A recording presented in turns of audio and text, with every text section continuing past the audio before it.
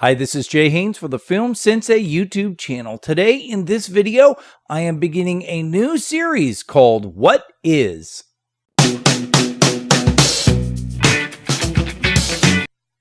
So What is a series geared towards beginners who have questions like what is whatever it is they want to know, but they don't necessarily want to ask because you don't want to look like an idiot in front of everybody.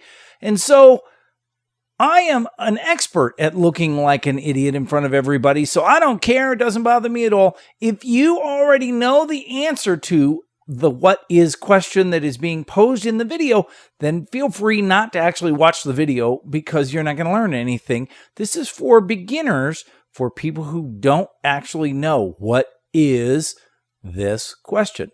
Today's topic is what is a pre-render?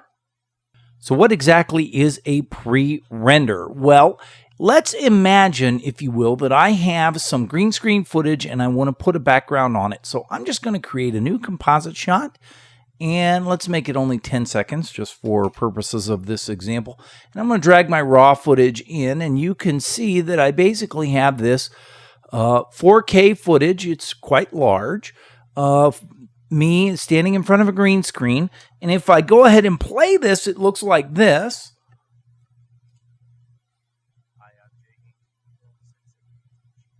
So that looks smooth and it's easy to work with and that sort of a thing. But if I were to, say, real quickly add in a garbage mat here, and then, search for and find the green screen effect key here and drop that on there, now when I go to play it, it has a little bit of a lag issue going on.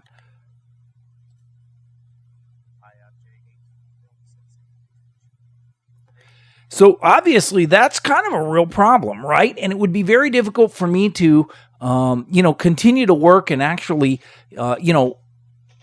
do what I need to do when I can't even tell when I'm actually talking and things like that.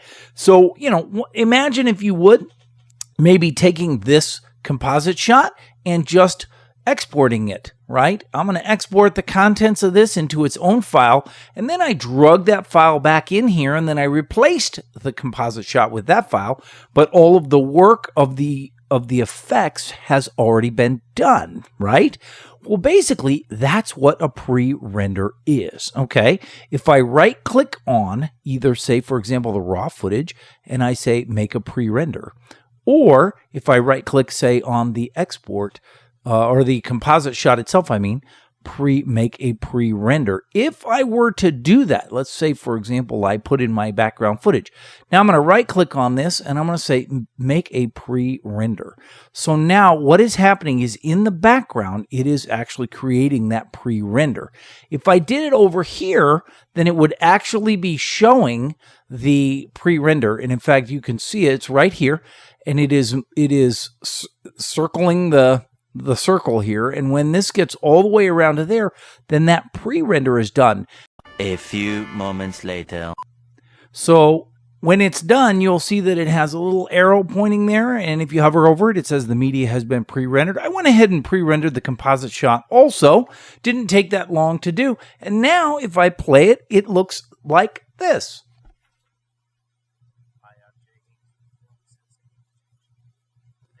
That looks pretty good, doesn't it? So now I can actually work with that and be able to deal with it without having the lag or the performance issues that I had before.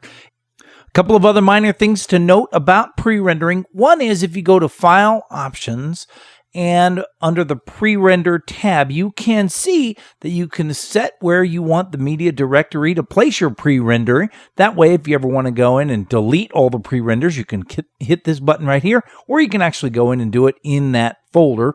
Also, you want to check on Use Pre-renders for Export. That way, when you export your final project file, it will actually use the pre-rendered information, and it won't take as long to do that. This is especially helpful if you're doing multiple versions of the same file or export.